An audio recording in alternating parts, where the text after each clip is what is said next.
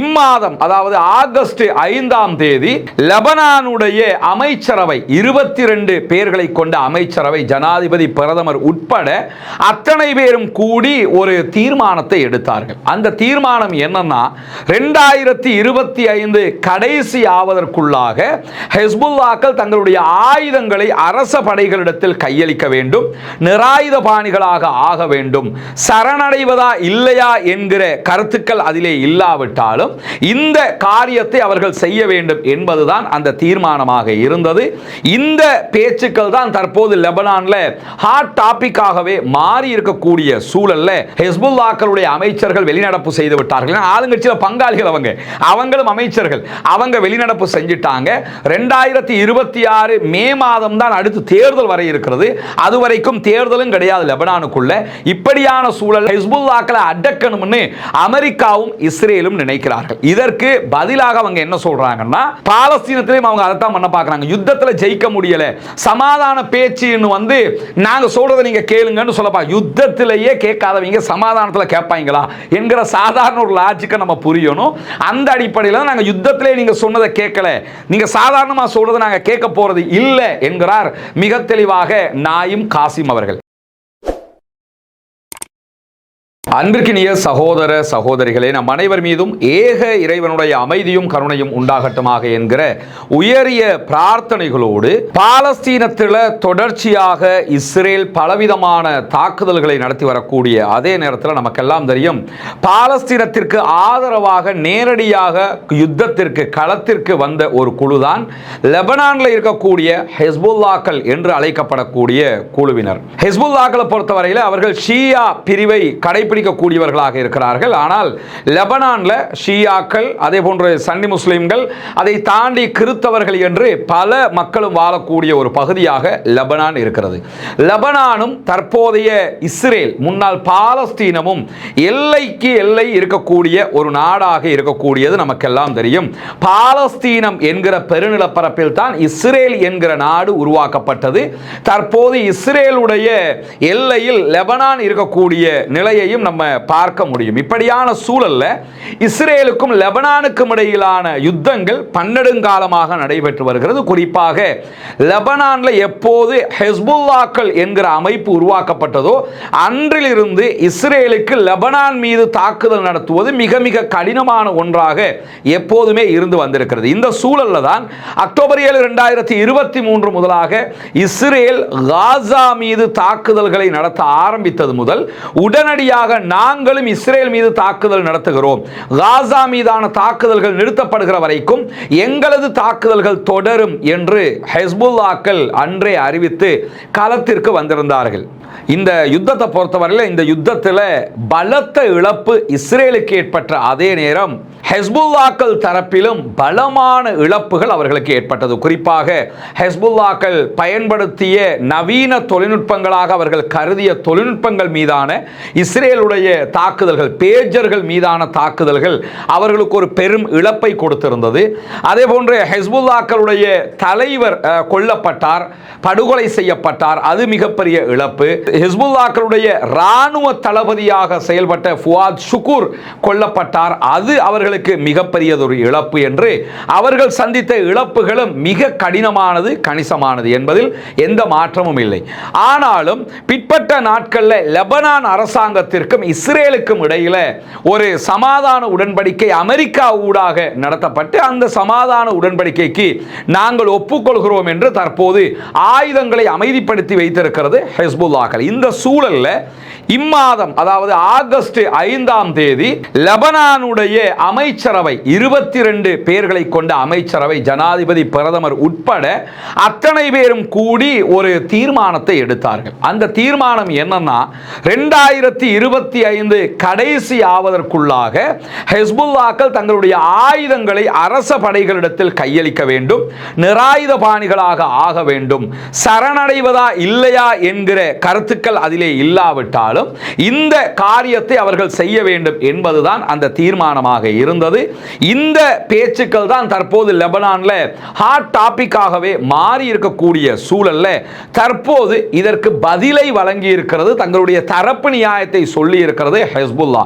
அதை தாண்டி ஹிஸ்புல்லாவை நம்ம ஒன்று புரிஞ்சுக்கணும். எப்படின்னு கேட்டா, ஹிஸ்புல்லாக்கள் யார், அவங்க என்ன பண்றாங்க, வெறுமனே யுத்தம் மட்டும்தான் பண்றாங்களா, அது வல்லாம வேறு எதுவும் செய்கிறார்களா, மக்களுடைய செல்வாக்கு அவர்களுக்கு எப்படிப்பட்டது என்பதையும் நம்ம புரிஞ்சுக்கிற வேண்டி இருக்குது. குறிப்பாக லெபனான்ல அரசாங்கத்தினுடைய ஒரு பகுதி இருந்தாலும் அரசாங்கம் ஹிஸ்புல்லாக்களுடைய தயவிலும் தான் நிற்கிறது என்பதையும் நம்ம புரிந்து கொள்ள வேண்டி இருக்கிறது. ஏன்னா பாராளுமன்ற தேர்தல் இறுதியாக நடைபெற்ற தேர்தலில் ஹிஸ்புல்லாக்களுடைய கூட்டணி 60 இடங்களுக்கு மேல அவங்க கைப்பற்றி இருந்தாங்க. 128 இடங்களை கொண்ட லெபனானுடைய பாராளுமன்றத்தில் 60 இடங்களுக்கு மேல ஹிஸ்புல்லாக்களுடைய அமல் கூட்டணி வெற்றி பெற்றிருந்தது. எனவே பாராளுமன்றத்தில் மிக பலம் வாய்ந்த ஒரு இடத்துல லெபனானுடைய ஹிஸ்புல்லாக்கள் அரசியல் ரீதியாக இருக்கிறார்கள்.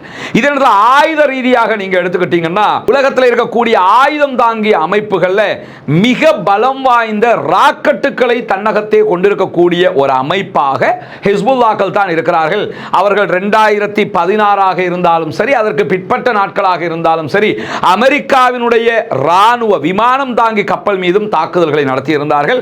கடைசியாக நடந்த இஸ்ரேல் லெபனான் இந்த காசா போர்ல நேரடியாக பங்கெடுத்த போதும் இஸ்ரேலுக்கு பலத்த அழிவுகளை அவர்கள் ஏற்படுத்தி இருந்தார்கள் என்பதெல்லாம் கடந்த கால நம்முடைய வீடியோக்களையும் மிக தெளிவாக சொல்லி இருக்கிறோம். இப்படி ஒரு பலம் மிக்க ஆயுத அமைப்பாக ஹிஸ்புல்லாக்கள் தொடர்ந்தும் செயல்பட்டு வருகிறார்கள். இதை தாண்டி ஹிஸ்புல்லாக்கள் மக்கள் மத்தியில் இடம் பிடித்ததற்கான ஒரு அடிப்படை காரணம் இருக்கிறது. அவங்க பெரிய பலம் வாய்ந்த ஒரு ஆயுத அமைப்பாக இருக்கிறது மட்டுமல்லாம பாராளுமன்றத்தில் 60 சீட்டை அவர்களுடைய கூட்டணிக்கு பெற முடிகிறது என்று சொன்னால் அதற்கு என்ன காரணம் என்று சொல்லி பார்த்தீங்கன்னா ஹிடன் கவர்மெண்ட்டையே நடத்தி வர்றாங்க என்று கூட சொல்லலாம். என்னன்னா ஹிஸ்புல்லாக்கள் நடத்தக்கூடிய பல முக்கியமான மருத்துவமனைகள் லெபனானுக்குள் இருக்கிறது.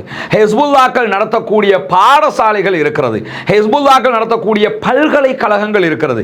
ஹிஸ்புல்லாக்கள் ஒரு மினி கவர்மெண்ட்டையே நடத்தி வர்றாங்கன்னா அதுல எந்த மாற்றமும் கிடையாது. ஒரே ஒரு மன நிம்மதியான பேச்சு லெபனானுக்குள்ள என்ன இருக்கும்னு கேட்டா, லெபனான் அரசாங்கத்துக்கு கீழே அவங்க இருப்பாங்க. இஸ்ரேலோட யுத்தம்னு வந்துட்டா மட்டும் உடனடியாக என்ன பண்ணுவாங்கன்னா ராணுவம் இஸ்ரேலோடு சண்டை பிடிக்காது, ஹிஸ்புல்லாக்கள் தான் இஸ்ரேலோடு சண்டை பிடிக்கிறார்கள். இதுதான் அங்குள்ள வித்தியாசம். ஆனா நாட்டுக்குள்ள மற்ற காரியங்களை எல்லாம் ராணுவம் பார்க்கறாங்க, போலீஸ் பார்க்கறாங்க. இவர்களுடைய ஆயுதத்தை அதற்குள் அவர்கள் திணிக்க போகவும் இல்லை. நாட்டுக்குள்ள எந்த விதமான பிரச்சனைகளையும் அவங்க உண்டாக்கல. நாட்டுக்குள்ள சமூக சேவை செய்கிறார்கள், மக்கள் மனங்களில் இடம் பிடித்திருக்கிறார்கள், ஆழமாக வேரூன்றி இருக்கிறார்கள். பாராளுமன்றத்தில் 60 இடங்களை வெற்றி கொள்கிற அளவுக்கு கூட்டணி வியாபித்திருக்கிறது, வளர்ந்து இருக்கிறது. இதற்கு முன்பதாக பாராளுமன்ற சபாநாயகராக ஹிஸ்புல்லா தரப்பால் தேர்ந்தெடுக்கப்பட்டவர் இருந்திருக்கிறார். இப்படி பலவிதமான அதிகாரங்களையும் தன்னகத்தே கொண்டிருக்கிறார்கள் என்பதை நம்ம அடிப்படையாகவே தெரிந்து வைத்திருக்க வேண்டி இருக்கிறது. இப்படியான ஒரு சாராரை உடனடியாக 2025 இறுதிக்குள்ளாக ஆயுதங்களை கையளிச்சிருங்க, ஆயுதங்களை கையளிச்சிட்டு நீங்க நிராயுதபாணி ஆகிருங்க என்று சொல்லுவது என்பது ஒரு நகைப்புக்குரிய பேச்சாகத்தான் இப்பொழுது பார்க்கப்படும். காரணம் என்னன்னா, அமெரிக்கா கொடுத்த ஒரு ப்ரொபோசலை தான் லெபனானுடைய அரசாங்கம் கேபினெட்டுக்கு கொண்டு வந்தாங்க. கேபினெட்ல இருந்த ஹிஸ்புல்லாக்களுடைய அமைச்சர்கள் வெளிநடப்பு செய்து விட்டார்கள். ஆளுங்கட்சியில் பங்காளிகள் அவங்களும் அமைச்சர்கள், அவங்க வெளிநடப்பு செஞ்சிட்டாங்க. 2026 மே மாதம் தான் அடுத்து தேர்தல் வரை இருக்கிறது. அதுவரைக்கும் தேர்தலும் கிடையாது லெபனானுக்குள்ள. இப்படியான சூழல் ஹிஸ்புல்லாக்களை அடக்கணும்னு அமெரிக்காவும் இஸ்ரேலும் நினைக்கிறார்கள். இதற்கு பதிலாக அவங்க என்ன சொல்றாங்கன்னா, 5 பகுதிகளை லெபனானுடைய பகுதிகளை இஸ்ரேல் கைப்பற்றி வைத்துக் கொண்டிருக்கிறது. அந்த பகுதிகளிலிருந்து இஸ்ரேல் வெளியேற வாய்ப்பு இருக்கிறது என்கிறது அமெரிக்கா. வெளியேற வாய்ப்பு இருக்கிறதே தவிர வெளியேறுமா என்கிற எந்த விதமான வாக்குறுதிகளும் எழுத்தில் கிடையாது. பிளஸ் என்னன்னா, இஸ்ரேல் என்ன சொல்றாங்கன்னா, நாங்க எந்த ஒரு எழுத்திலையும் எந்த ஒரு நிபந்தனைக்கும் நாங்க ஒப்புக்கொள்றதுக்கு தயாராகவும் இல்லை, நீங்க விரும்பினா ஒப்புக்கொள்ளுங்க அப்படிங்கிறாங்க.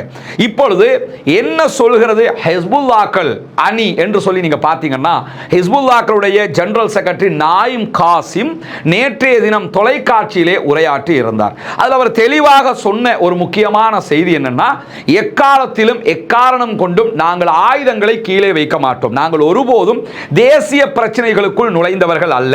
நாட்டுக்குள் எங்கள் ஆயுதங்களால் எந்த பிரச்சனைகளும் ஏற்பட்டதும் இல்லை.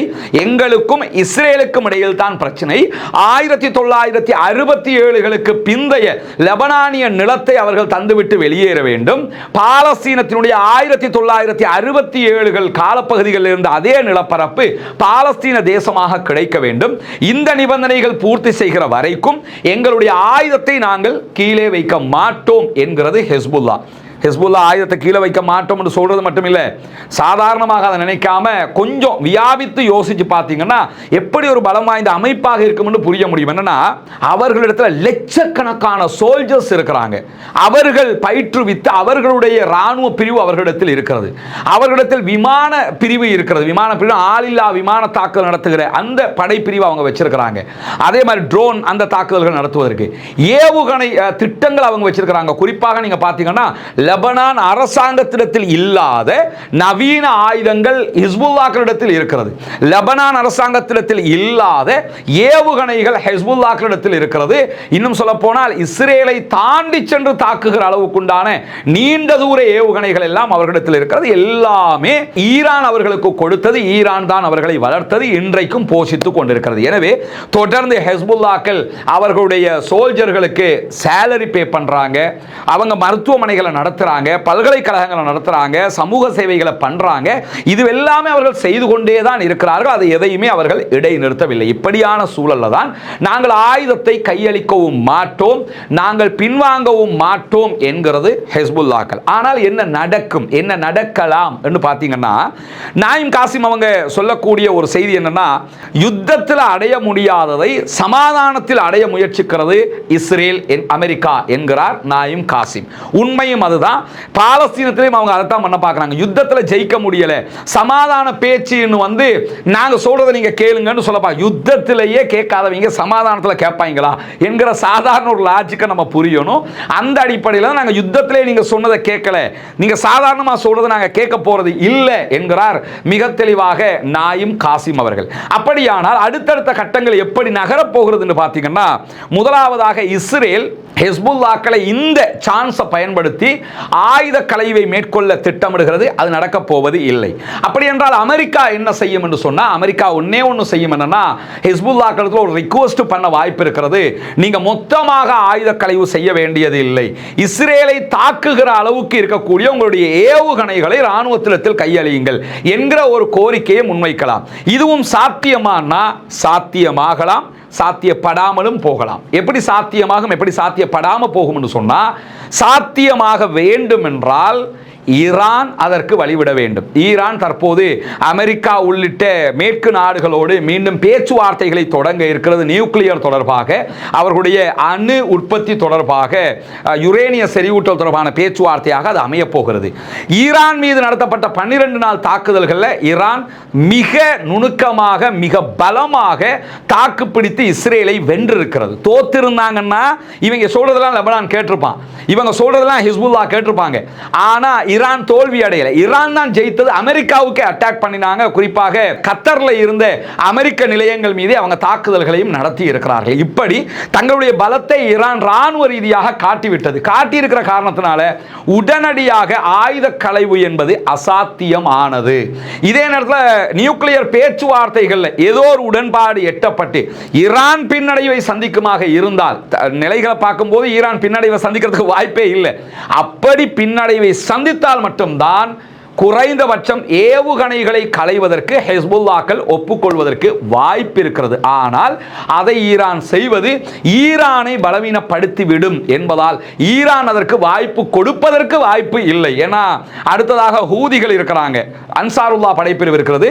அவர்களும் ஈரானுடைய ப்ராக்ஸிஸாக இருக்கிற காரணத்தினால அதற்கும் அவர்கள் வழிவைப்பதற்கான வாய்ப்புகளை கொடுக்க மாட்டார்கள். எனவே ஈரான் பலமாக நிற்பதற்கான காரணங்கள்ல மிக பிரம்மாண்டமான காரணம் ஈரானிடத்தில் இருக்கக்கூடிய தொழில்நுட்பம், ஈரானிடத்தில் இருக்கக்கூடிய ராணுவ வல்லமை, ஈரானிடத்தில் இருக்கக்கூடிய ஆயுத பலம், அவற்றோடு இணைந்து ஈரானுக்கு இருக்கக்கூடிய சர்வதேச ரஷ்யா சீனாவினுடைய ஆதரவு. அதை தாண்டி ஈரானுக்கு இருக்கக்கூடிய மிகப்பெரிய பலமே என்னன்னு சொன்னா ஹிஸ்புல்லாக்களும் ஹூத்திகள் என்கிற அன்சாருல்லா படைப்பிரிவும்.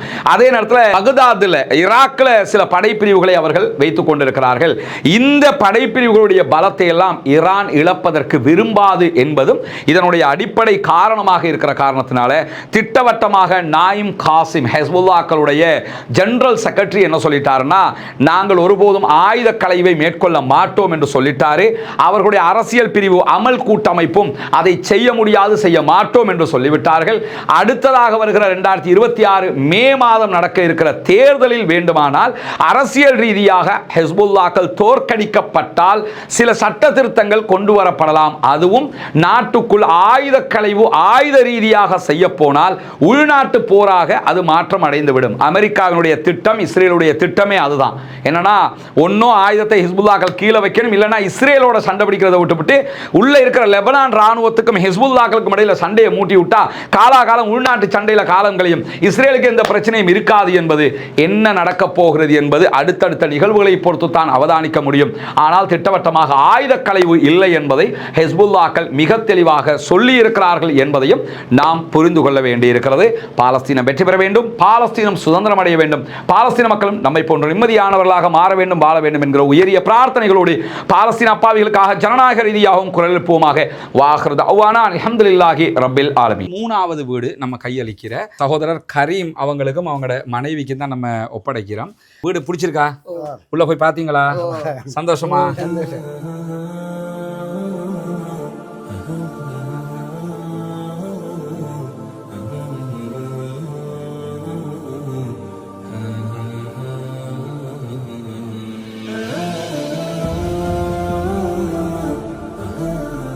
அன்பிற்கினிய சகோதர சகோதரிகளே, அஸ்ஸலாமு அலைக்கும் வரஹ்மத்துல்லாஹி வபரகாத்து. உங்களுக்கு தெரியும், பொத்துவில் பகுதிகளில் நம்ம ஒரு இஸ்லாத்தை ஏற்றுக்கொண்ட அதே நேரத்தில் ஏழை சகோதர சகோதரிகளுக்காக ஒரு 14 வீடுகளை அமைக்கிற திட்டங்களை செஞ்சு வர்றோம். அதில் 5 வீடுகள் அல்ஹம்துலில்லாஹ் டோட்டல் கம்ப்ளீட்டடாக முடிச்சிருக்கிறோம். அந்த வீடுகளை ஒப்படைக்கிற வேலைகளை தான் இன்றைக்கி செஞ்சுக்கிட்டு இருக்கிறோம். ஏற்கனவே தெரியும், இந்த வீடுகள் ஒப்படைக்கிற வேலையை நம்ம ஃபங்க்ஷன் நடத்தி ஆக்களை எல்லாம் கூப்பிட்டு அந்த மாதிரி நம்ம பண்ணல. அதுக்கான ஒரே காரணம் என்னென்னா, அந்த செலவையும் இன்னொரு வீட்டுக்கு நாங்கள் பயன்படுத்தி கொள்வோம்ங்கிறது தான். இன்னும் 9 வீடு கட்ட வேண்டியிருக்குது. எனவே தான் நாங்கள் அதை செய்யலை. இது 3ஆவது வீடு நம்ம கையளிக்கிற பாப்பாவோட பேர் கரீம். சகோதரர் கரீம் அவங்களுக்கும் அவங்களோட மனைவிக்கு தான் நம்ம ஒப்படைக்கிறோம். இந்த வீடுகள் அல்ஹம்துலில்லாஹ். வீடு பிடிச்சிருக்கா? உள்ள போய் பாத்தீங்களா? சந்தோஷமா? நிறைய பேருக்கு உதவி செஞ்சிருக்கிறாங்க. அவங்களுக்கு என்ன சொல்ல நினைக்கிறீங்க? நிறைய துவா செய்யுங்க. ஏன்னா இதுக்கு உதவி நாட்கள் ஒரு உம்மா 140 ரூபா அவகிட்ட அவ்வளோதான் இருந்துச்சு, அதையும் எனக்கு தந்திருக்கிறாங்க. அதே மாதிரி 200 ரூபா தந்தவங்க உண்டு. அதே மாதிரி ஒரு உம்மா, ஒரு விதவத்தாய், அவங்க எனக்கு 5000 ரூபா காசு அனுப்பிட்டு என் மொபைலில் இருக்குது, எனக்கு கையால் எழுதி ஃபோட்டோ பிடிச்சி அனுப்பியிருக்கிறாங்க. இந்த காசை மகன் சேர்த்துக்கொள்ளுங்க அப்படின்ட்டு. இப்படி ஒவ்வொரு சின்ன சின்ன அமௌண்ட்டுகளாக தான் சேர்த்துருக்கேன். என்னோட யூடியூப் சேனலில் காசாவில் பலஸ்தீனில் மக்களை கொள்கிறாங்க, அந்த செய்திகளை நம்ம அங்கே என்ன நடக்குதுன்றதை சொல்கிறோம். அதை பார்க்குற மக்கள் தான் அதில் நம்ம சொல்கிற இந்த தகவலையும் சேர்த்து இந்த உதவிகளை செய்கிறாங்க. அந்த அடிப்படையில் தான் இதெல்லாம் நம்ம செஞ்சுருக்கிறோம். அவங்களுக்காகவும் என்ன செய்யுங்கன்னு கேட்டால், நீங்கள் துவா செய்யுங்க இன்ஷா அல்லாஹ். உங்களுக்கு திருப்தியாக இருக்குதானே வீடு? சரியா? சரி, அல்ஹம்துலில்லாஹ். இதுதான் நம்ம அடுத்து கட்ட இருக்கிற இடம். 4 வீடுகள் கிட்டத்தட்ட இவற்றில் கட்ட முடியும். இந்த வேலைகளும் நீங்கள் தருகிற உதவிகளை கொண்டு தான் நம்ம செய்ய இருக்கிறோம்ங்கிறதுனால நீங்கள் தான் இதற்கும் உதவ வேண்டும். அல்லாஹ் உங்களுக்கு அருள் புரிய வேண்டும். உங்கள்கிட்ட தான் நம்ம இதை கேட்க முடியும். காசாவில் நடக்கக்கூடிய அநியாயங்கள் தொடர்பான வீடியோக்களை பார்க்கக்கூடிய சகோதரர்கள் நீங்கள் தான் இதுக்காக அள்ளி அள்ளி தர்றீங்க. சிறு தொகையாக இருந்தாலும் உங்களால் முடிந்ததை நீங்கள் தர வேண்டும் என்று நம்ம கேட்டுக்கிட்டு இருக்கிறோம். சதகத்துல் ஜாரியாவாக ஜகாத்து பணத்தையும், ஜகாத்து பெறக்கூடிய 8 கூட்டத்தாரில் ஒரு கூட்டத்தார் முஅல்லஃபத்துல் குலூப், உள்ளங்கள் ஈர்க்கப்படுகிறவர்கள் என்று அல்லாஹு தாலா சொல்லி காட்டுகிறான். எனவே இந்த இஸ்லாத்தை ஏற்றுக்கொண்ட சகோதரர்களும் அதிலே ஒரு குரூப்பாக இருக்கிறதுனால உங்களுடைய ஜகாத்து நிதிகளையும் நீங்கள் தாராளமாக அதற்காக தர முடியும். இதில் மொத்தம் 4 வீடுகள் இந்த லேண்டுக்குள்ளே கட்ட முடியும். இந்த லேண்டும் நம்ம விலை கொடுத்து வாங்கியிருக்கிறோம் அல்ஹம்துலில்லாஹ்னு சொல்லி. ஏற்கனவே கட்டப்பட்ட ஒவ்வொரு வீடுகளும் 25 லட்சங்கள் சுமார் ஒவ்வொரு வீட்டுக்கு நம்ம செலவழிச்சிருக்கிறோம். முழுமையாக கம்ப்ளீட்டடாக ஒவ்வொரு வீட்டையும் நம்ம செஞ்சு கொடுத்துருக்கிறோம்.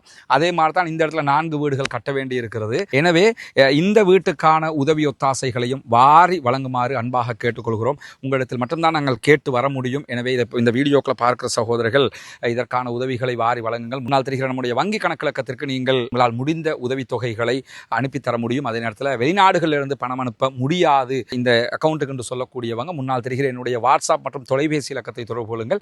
உங்களுக்கு அதற்குரிய வழிகாட்டுதல்களையும் நம்ம தருவதற்கு தயாராக இருக்கிறோம். வல்ல இறைவன் நம்முடைய அனைத்து பணிகளையும் புரிந்து கொள்ள வேண்டும். அந்த மக்கள் மகிழ்ச்சியாக அதை ஏற்றுக்கொண்ட காட்சிகளை நீங்கள் பார்த்துருப்பீங்க. எனவே தான் இந்த உதவியை நாங்கள் உங்களிடத்தில் கேட்குறோம். இந்த 4 வீடுகள் கட்டிட்டோம்னா மொத்தம் 9 வீடுகள் முடிஞ்சிடும். அதுக்கு பிறகு இன்னொரு 6 வீடு, இப்படி நம்மளால் முடிஞ்ச வரைக்கும் எத்தனை வருஷமானாலும் கட்டி கொடுக்குறது எவ்வளோதாங்கிற அடிப்படையில் தான் இதற்காக ஓடிக்கொண்டிருக்கோம். ஒன்று புரிஞ்சுக்கிறேங்க, நான் இருக்கிறது பொத்துவில்லை இப்போ, ஆனால் நான் உண்மையிலே என்னுடைய வசிப்பிடம் கொழும்பு. இந்த பணிகளை மேற்பார்வையிடுவதற்காக மாதத்தில் குறைஞ்சது 3 தடவையாவது நான் பொத்துவிலுக்கு வந்து போய்கிட்டு இருக்கிறேன். இங்கே சகோதரர் ஃபௌமி பொறுப்பாக இருந்து செஞ்சுக்கிட்டு இருக்கிறாரு. கிட்டத்தட்ட கொழும்புல இருந்து வர்றதுக்கு 7 மணி நேரம் பிடிக்கும், திரும்ப போகிறதுக்கு 7 மணி நேரம் பிடிக்கும். இந்த நேரங்களையும் செலவு செய்து தான் நான் இதுக்காக வர்றேன். ஏன்னா நீங்கள் தருகிற பணம் சரியாக போய் சேரணுங்கிறதுக்காக வல்ல ரஹ்மான் நம்முடைய பணிகளை ஏற்றுக்கொள்வானாக. அல்லாஹ்விடத்தில் நிறைய பிரார்த்தனை செய்யுங்கள். எனக்காகவும் பிரார்த்தனை செய்யுங்கள். பாலஸ்தீனம் வெற்றி பெற வேண்டும் என்றும் பிரார்த்தனை செய்யுங்கள். அஸ்ஸலாமு அலைக்கும் வரஹ்மத்துல்லாஹி வபரகாத்துஹு.